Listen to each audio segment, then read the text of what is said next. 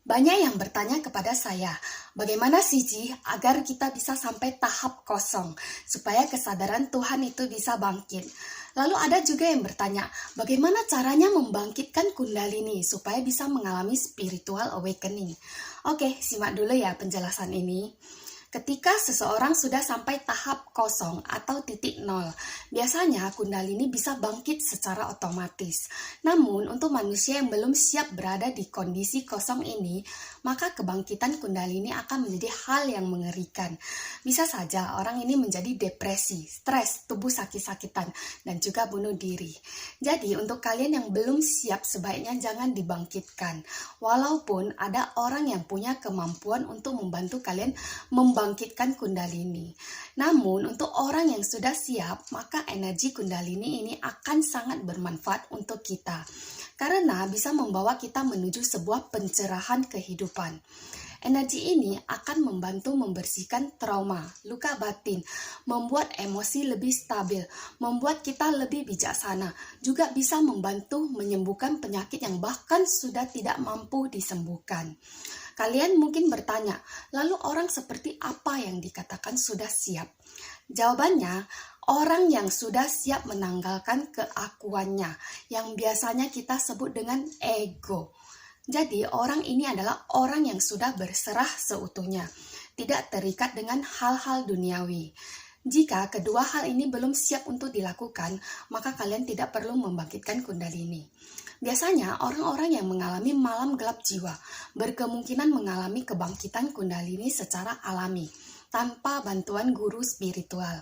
Namun dalam proses kebangkitan, jika orang tersebut tidak siap atau dikatakan tidak mampu menerima energi yang besar ini bangkit dari tulang ekor kita, maka orang ini bukannya akan membangkitkan kesadaran Tuhan, tapi justru akan dikuasai oleh iblis dari pikirannya. Inilah yang menyebabkan seseorang bunuh diri ketika berada di titik terendah kehidupannya. Namun ketika seseorang siap menerima energi kundalini saat berada di malam gelap jiwa, maka ia akan mengalami yang namanya spiritual awakening. Energi kundalini akan membantu membersihkan sumbatan cakra yang terblokir di tubuh kita. Sehingga ketika cakra tubuh kita sudah bersih dari energi-energi kotor, maka fungsi cakra di tubuh kita akan menjadi lebih aktif. Jadi ada 7 cakra besar di tubuh kita yang memiliki fungsinya masing-masing. Ketika cakra di tubuh kita aktif, maka kita akan menjadi lebih tersadarkan. Kita akan dikuasai oleh kesadaran Tuhan. Kesadaran Tuhan ini biasanya disebut sebagai Nur Muhammad, Roh Kudus, ataupun Atman, dan masih banyak penyebutan lainnya lagi. Ketika energi kundalini sampai ke cakra mahkota, maka orang ini sudah bisa masuk ke tahap kesadaran 5D. Energinya akan benar-benar seimbang dengan semesta. Dan orang yang sampai ke tahap pencerahan sempurna merupakan orang yang sudah menyatu dengan Tuhan, karena mereka sudah memiliki sifat ketuhanan seutuhnya.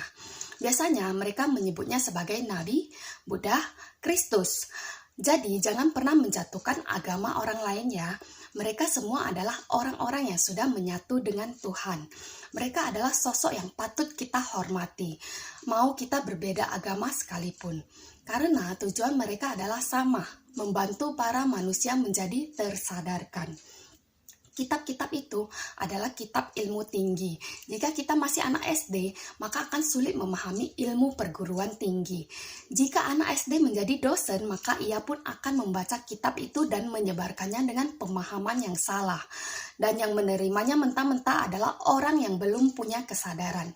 Orang yang sudah punya kesadaran tidak akan menerima ilmu yang disampaikan oleh anak SD yang sedang menyamar sebagai dosen secara mentah-mentah.